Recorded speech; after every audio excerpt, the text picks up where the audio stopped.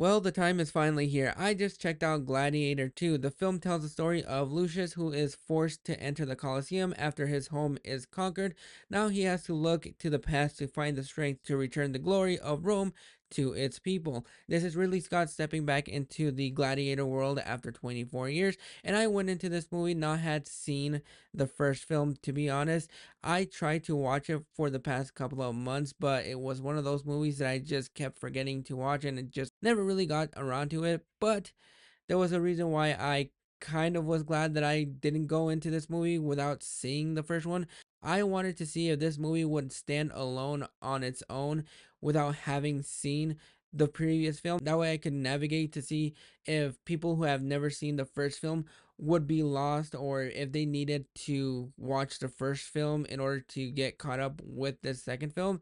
And I think this movie stands alone as its own little movie. If you've never seen the first film, you're not going to be completely lost because they're going to catch you up pretty well. It will spoil the first film, but other than that, there's nothing in here that made me more confused. I might have missed a couple of its nuances and everything, but I thoroughly enjoyed this movie. And right now, Ridley Scott needed a win because for the past almost 10 years since The Martian, he hasn't really been on the biggest streak critically and financially. So he needed this movie to be a win, and I think he got the win with this movie. Even though I wasn't the biggest fan of the story overall, the thing that really holds this movie together is the performances between Pedro Pascal, Paul Mescal, Denzel Washington, Joseph Quinn, and Connie Nielsen. There are a lot of layers to these characters that I really enjoyed seeing on screen, and you kind of see where each character is really going. You see the pain in Paul Mescal after his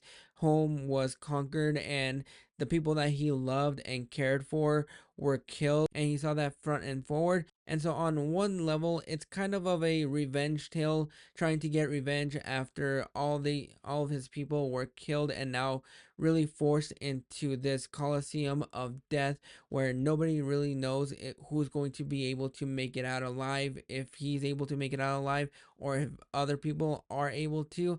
And I think the thing that makes this movie really a little bit more engaging is the fights that we have in the Colosseum. Those fights that we have in here were so breathtaking to see.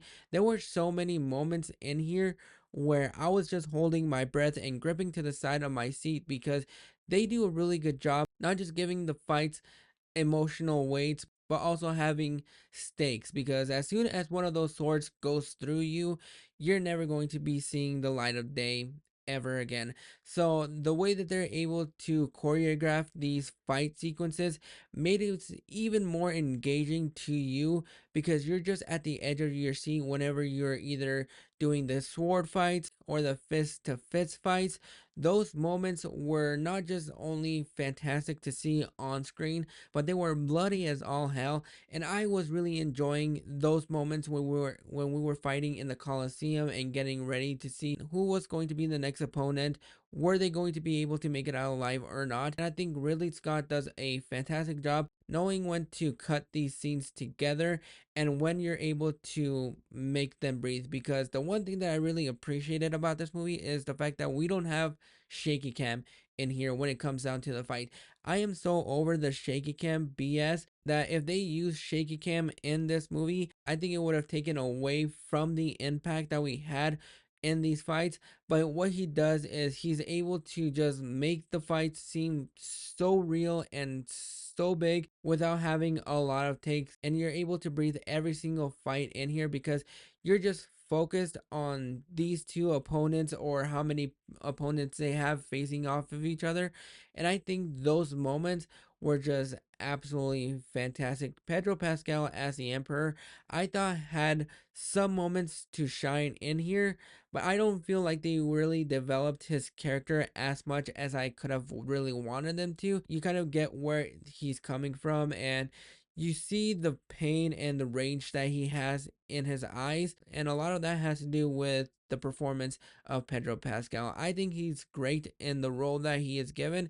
I just don't think they give him a lot of material to work with. And that goes kind of the same with Connie Nielsen's character. I felt like she was a little bit underutilized, and I was not able to get the emotional impact that I really wanted to when she was interacting with Paul Mescal's character. But really, the highlight of this movie is Denzel Washington. You can definitely tell that he is having a lot of fun with this role because I feel like they're able to make him feel a little bit more of the comedic relief without making him feel overly goofy, and just be able to sprinkle in a couple of those moments of humor here and there. They do a great job with a lot of these characters trying to get you invested. How much of that has to do with the fact that I haven't seen the first one just yet might have to do a little bit with how much I'm not able to get attached to these characters or the revenge aspect of this movie.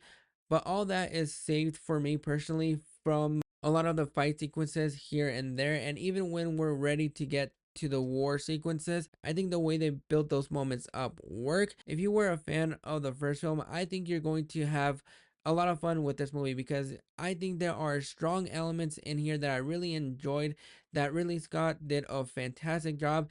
But I think this is going to be a wonderful treat for the fans of the first film because it's just large in scope. The cinematography in this movie is so breathtakingly beautiful that this movie was made to see on the biggest screen possible. Every single landscape, every single fight sequence, battle sequence, a lot of this movie was shot fantastically, and it's a movie that you definitely have to see on the biggest screen possible because those fight sequences were just absolutely phenomenal.